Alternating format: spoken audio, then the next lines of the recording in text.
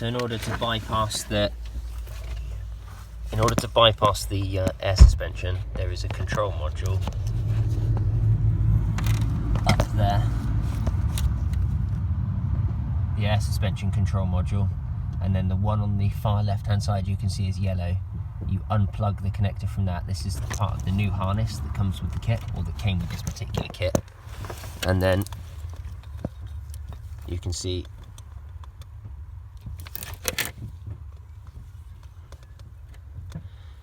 from here that connector comes down from the control module, and then you plug the old plug back into this, and then there is a little box that it comes with that does all the magical things. It'll basically just send signals. This one here they call a Disarm Module, and the brand for this one was Dunlop.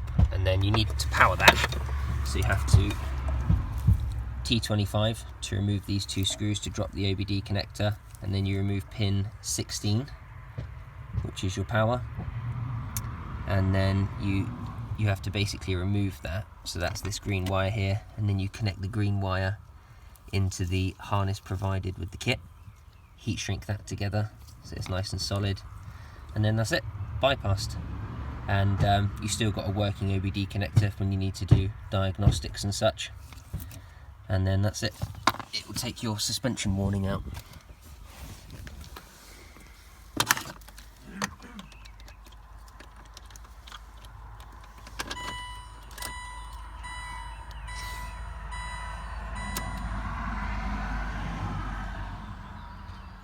And there we go. Now all I need to do is fix this parking brake fault. So the nice thing about this Dunlop kit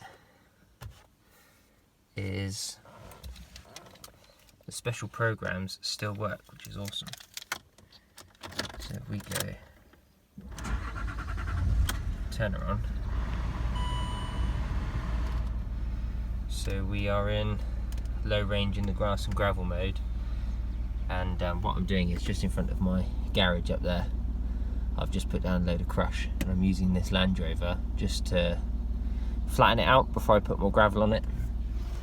All the roads around here are pretty much gravel, so it's really useful for that. Not that this is like serious off-roading, but just it being in low, any 4x4 would actually do this, any 4x4 with low range, it doesn't need the special program, it just stops it from skidding up. So if I was to try and use a normal car and then get stuck and then spin up the wheels, and then you create a little ditch where you're trying to fill it. So this is perfect for this kind of thing. And it just gave me a chance just to trial it out. You can see, I'll put it back into high range, and then you can select no special programs. You can select the grass, gravel, snow, mud ruts, sand, rock crawl, and when you're in any of these, for example, you can also put that in low range, and then it also picks up the yaw rate when you turn the wheel. See there? It will pick up that you've turned, and it will show you where the wheels are at, which is pretty cool. It'll show you that you've straightened up. So it's quite nice actually. So that little module does the trick. Obviously, this one here doesn't do anything anymore. You know, the suspension one, there is no air suspension anymore. But the fact that you still have all the special programs is quite cool. The only thing I think that would make this car a lot better is just, I hate these so much. We see a lot of problems here in Ireland with these electronic handbrakes. Once they stick, they can be a real nightmare. And on the Disco, it's the worst of both worlds as well, because you have the electronic section and the control module with all the winding gears, but you also have traditional cables. At least with some cars, they just have, you know, just a wire that goes to a motor on the back of the caliper. So at least when that fails, it's easier to remove and repair. These can be a bit more problematic. But anyway, that'll be a video for another day. But for the time being, that's that. She works. She's good. Would I recommend it? I don't know, I haven't noticed any difference in ride quality. I've driven it around on the road and off-road, well, sort of off-road, and it feels fine to me. I know a lot of people will argue that there's a huge trade-off by losing the air suspension. That is for you to decide. This isn't actually even my Land Rover, I don't own this, I've just done the work on it.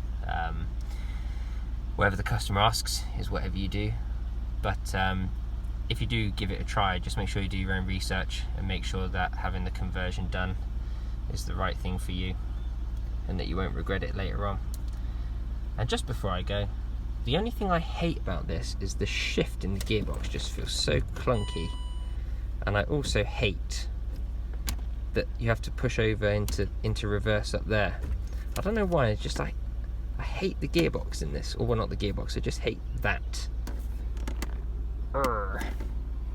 Anyway, if you have any suggestions, helpful criticisms, please put them in the comments. I've done a two-part series on this, just putting in the electronics down there briefly and also changing out the mechanical side of it. But if you spotted anything you think might help somebody out, or something that you ran into that I haven't covered, then leave a comment and maybe you'll be able to help somebody else out.